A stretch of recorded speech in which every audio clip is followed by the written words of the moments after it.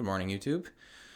Welcome to day 3 of the morning vlog, where I set a timer for 15 minutes and I talk about whatever's on my mind for all of my Wrapped fans, but probably mostly for my future self and in my fantasies for my son and, other future children when they get older, because it's kind of like unprecedented, the access that we have to technology and documentation and all of this stuff.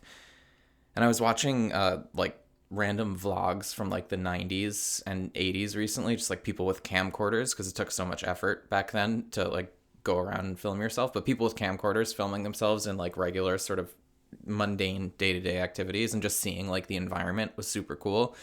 And we're not going to have any like lack of that from, the 2010s onward, because everyone has a smartphone with a super high quality camera and like video capabilities and all of that shit. But something that we might not have, I mean, we like have access to like our parents' journals and stuff, but like how many parents are doing a sort of video journal? And that's something I wish that I could have access to that kind of stuff from my parents, especially my dad, who passed away when I was 17. Very tragic sort of story that maybe one day I'll talk about on here, but not right now. Yeah, like my dad was born in the 40s, so he was a lot older. He was a lot older than my mom, and he was a lot older than me, obviously. And like it showed in the way that he raised me and in the types of things that he focused on when he would talk to us kids, like the types of lessons he would try to impart. His general sensibilities were obviously from a super different time period than the 90s when I grew up, in the early aughts. And I would have really liked to get like some primary source sort of like insight on what made my dad the way he was and think the way he was and feel the way that he did, because I only got to experience the person who was my father as like a 50-year-old man, and I was always curious like what my dad was like at 30. And now that I'm 30, 33 to be precise, and now that I'm a father too, like just so curious. I wish I could have access to that side of him, because I know that a lot of his influence obviously like made me the type of person that I am. And there are so many like obstacles, emotional obstacles, actual obstacles, like so many things that come with being a new dad. And who better to talk to about that than your own father? Mine's not around. It's totally fine. I hope to be around when my son and any future children that I have kids. But regardless of whether I am or not, I think this will be super interesting for them. So that's the point. That's what I'm doing here, I guess. That's who my audience is, I say to whoever is watching this, in all likelihood, me or my kids or other family members, I guess. I hope to live like a beautiful, long life that does not necessitate that anyone go back to like wistfully look at my vlogs and remember my character or anything. I hope to like be around to sort of drive this home, but this isn't supposed to be like a tempting of the fates sort of let me chronicle my life so that I can tragically die and then have people look back. This is taking a morbid turn. This is not where I wanted to go this morning. So we're vlogging every morning. Not every morning, though. I know I've been talking a lot of shit about how consistent I'm going to be with this, and I didn't do it for the last 2 days, but that's because it was the weekend. And the weekends are going to be a little bit different. My routine's a little bit different. We had my in-laws over to visit, which was very nice, but obviously made it a little bit difficult for me to slip down here and talk to myself for 15 minutes. So I guess like the standard is going to be that I'm going to try to do this every weekday, and I'm not going to try to pressure myself into sneaking off on weekend mornings, especially since like the weekends when the baby is napping is kind of the only time that my wife and I have like alone together in any real capacity. So, other things have to take priority sometimes. How's life been going? Well, we'll seal the like weed smoking saga, because I don't want to spend every fucking morning talking about how I haven't quit smoking weed yet, even though I keep thinking about it and I don't know whether I want to do it or not.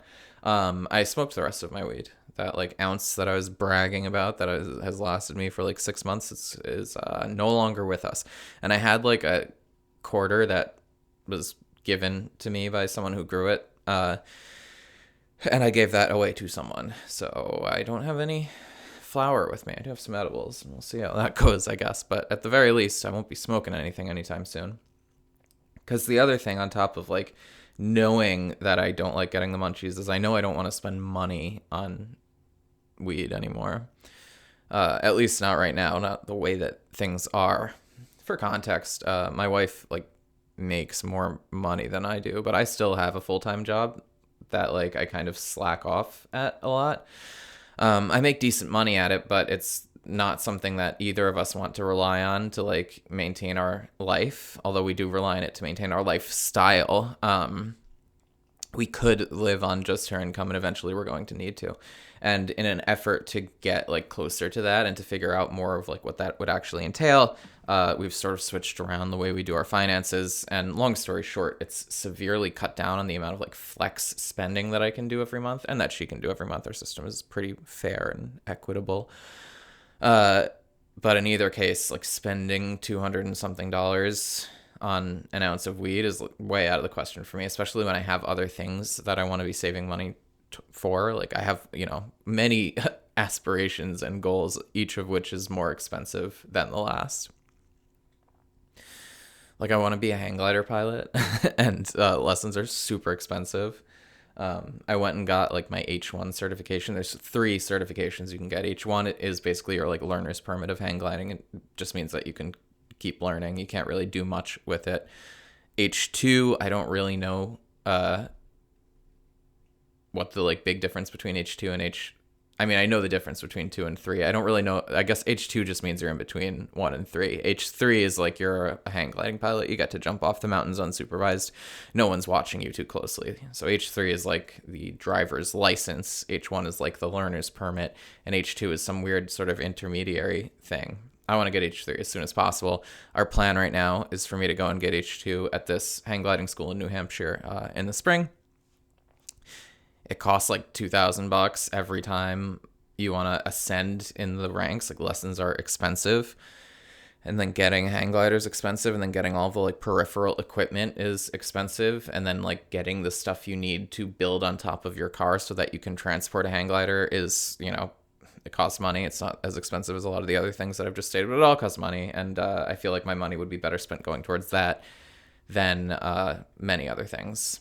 And, fortunately, I have a lot of the stuff that I need right now. Like I have this camera, which was expensive, but 1,000% worth it. And I love it. And I use it all the time. And I'm certainly getting my money's worth. And I have a really functional computer. And, I have headphones. So, like, all my needs are met. I should be saving for stuff that's important. I shouldn't be wasting money on weed. What's good about not smoking weed is that, like, it's hard for a day. But once you've stopped, like, once you're over the 1, 2, 3 day mark, for me at least, it stays easy. So, all that is to say that I don't have any more actual flowery bud in my possession, and I'm just going to stay that way for a little bit, and it'll be just fine. So, what else is going on? Well, my son's birthday party is in 2 weeks, and that's really exciting. We're having like 30 people-ish over to the house. Nice mix, mostly family, some friends, some like family friends, It's his first birthday, and, I don't want to theme it. I think that a theme for a baby's birthday is kind of silly. My wife wants to choose some type of light theme, but as we get closer to the day of the party, she's not doing much about it, so I don't know that we're going to have a theme, which is perfectly fine with me. First birthday, kind of a silly thing to do for the boy, I guess, but, he doesn't have any friends, and his friends aren't coming. It's like it's a party for us, and we're not really hiding the ball in that regard. That does mean that I need to do a few things this week, like figure out a catering situation. I've cooked for like most of the parties that we host, and I'm kind of tempted to do it again. But honestly, with the way that grocery prices have been lately, like it's barely worth it to cook for yourself. And like with the amount of labor and energy that goes into it, it'll probably just be easier to get it catered. It's going to be expensive either way. My birthday party last year was like $400 I had to spend on food, and that was like fucking wild. There were like 45 people there. Then I had to cook all of it. Granted, I made like 150% of the food that I needed to make, so like half again as much. I'm very bad at estimating how much food to bring for people, which is another sort of benefit of getting it catered. And we're just gonna like follow their guidelines of how many people each thing is for. So gotta figure that out this week. Oh, what else is going on? There's plenty going on. It's just a matter of like what I want to talk about to myself, to a camera right now is what it always comes down to. It's been very dreary for the last couple of days. It's Halloween tomorrow, or the day after. It's Halloween on Wednesday. Today's Monday, which is nice. I feel a little sad that we kind of like spent the weekend not doing Halloween things. My in-laws were here, and on Saturday we went to like an alpaca farm that they had like a, sort of, they were doing tours, and the alpacas were dressed up, and they encouraged people to come in costume. And my son and I did go in costume, but no one else really was, and no one really talked to us about it or cared. So it wasn't really a Halloween celebration that validated the costume that we had, which was that we dressed him up as a little mouse, and I dressed up as a chef, and we were like the Ratatouille, the Remy, and the Luigi or what, Linguini, Chef Linguini, because he likes to sit on my shoulders and pull my hair. And then Sunday was our local like Halloween trunk or treat, which is I guess what people do in the suburbs. I don't know. I didn't grow up in the suburbs. I don't know if this has always been a thing or if this is a new innovation, but people like bring all their cars to a parking lot and trick or treat out of their trunk, and like I guess you decorate your car, who knows, as well as a little Halloween parade from the village clubhouse to the village volunteer fire department, which is like all of a quarter mile. But it was pouring all day yesterday, and my wife, for reasons that I won't speak out loud just yet, in case no one's watching these, so it doesn't really matter, but I'm being prudent anyway. She was not feeling very well or very energized yesterday, so we didn't go. And so we got this costume, and like I barely got to use it, and it's the boy's first Halloween, not that he cares. So that's a little bit sad. I'm a little sad about Halloween passing and being on the cusp of November, but it's fine. It's just a day. We'll have the stuff for the costume if we want to do it with a future child, or try to repeat it with my son again next year when he's almost 2.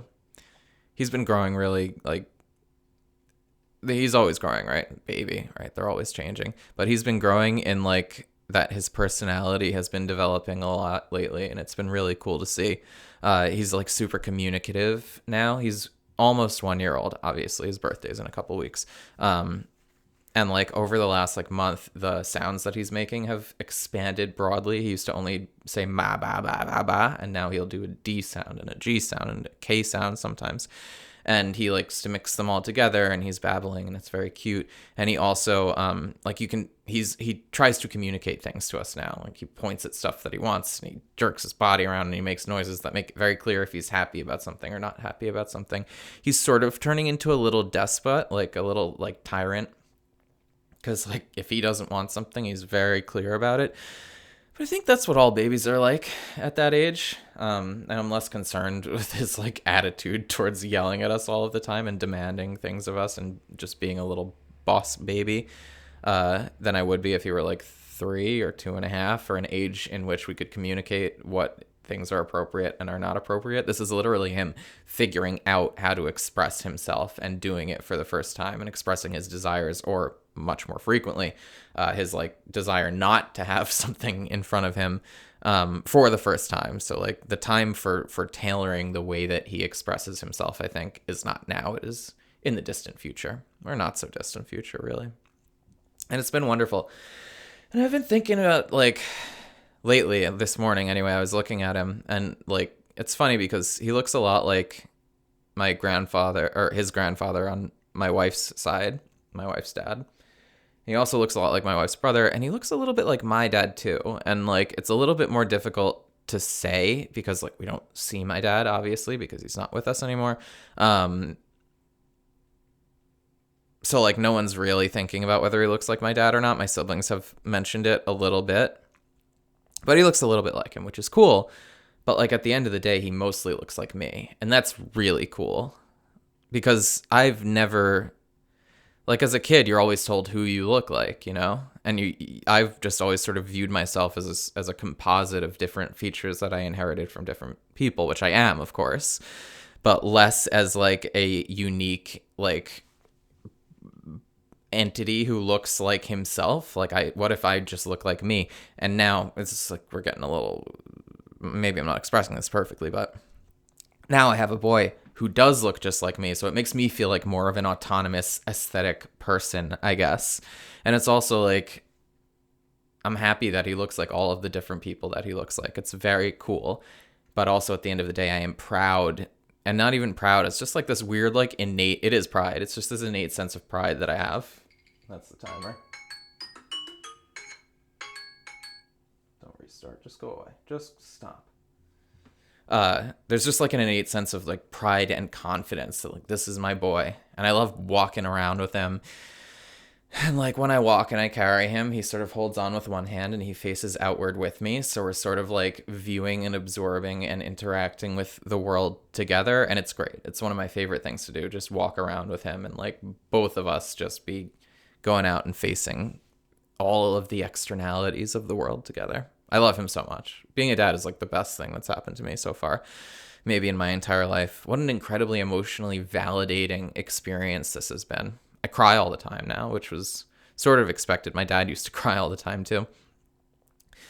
And mostly like the sense that I've gotten and the feeling that I've gotten is that I want to be able to express to him how much I love him and how important he is to me and how amazing he is. And like, I'm not going to be able to do that for like a while, like years, like decades probably, because I don't think that I would have understood or did understand, because my dad used to tell us how important we were to him, and it just went in one ear and out the other. And like we did, because we didn't understand. And I don't know that I would have been capable of understanding until I had a child of my own exactly what the love that like you have for your children is. But now I have one, and now I understand it, and I just want to fucking tell him. And I, you know, part of me is like, well, you're really good with words, Cello. Like, you're going to be able to tell him. You'll be able to convey it to him. But, like, if he's not capable of understanding something, then he's not capable of understanding it. And obviously, he's not now. But, like, you know, in 5 years and 10 years, when I'm talking to an actual, like, autonomous and sentient and, like, linguistically skilled human being capable of comprehension and all of that, he still may not be capable of understanding it. Probably won't be. But I'm going to try anyway. And I guess what's more important than like telling him is showing him. And I certainly plan to do that. It's this weird feeling of like wanting to appreciate and savor every moment, but also being really eager to like go through all of these phases and all of these challenges and navigate them well. Because there were certainly a lot of shortcomings in the way that I was raised. And, you know, my parents probably did the best they could with what they had. Maybe they didn't. You know, I'm not really trying to make this about judging them necessarily, but there are certainly a lot of things that I felt were lacking in my childhood, regardless of whose fault that was and whether it could have been different. And I'm really looking forward to doing these things differently. And I understand that I'm not going to be perfect, but I think that like what's most important to me, you know, as a principal, is growing vocally and clearly and like visibly for him. Like, I think having the expectation that I'm never going to make a mistake or that I'm never going to like slip up in any capacity as a parent is probably not realistic. But as long as I am able to acknowledge, learn from it, and like grow out of the mistakes that I make and do so in a way that he can see, I feel like that's probably the best possible realistic scenario that I can hope for. And I've tried to start that already. Like when I fuck up in front of him, and you know, sometimes it happens, I'm always like vocally apologetic, and I try to say exactly what I feel like I did wrong. And the things I'm talking about are like if I'm in a bad mood and like I snap at my wife about something, or like if I have a road rage, you know, moment in the car and I'm yelling, I like to like say, like even if it's just me and him in the car, I'll yell at the person and then I'll be like, okay, daddy's very mad right now. But yelling is not the way to solve it. And that was very silly of daddy, because yelling is so silly. It just makes daddy mad, and being mad is not a solution to the problem. Something like that. And I feel like as long as I get into the habit of that, it'll simultaneously help me deal with these issues, because I do have like quite a few issues that I do not want my son to inherit.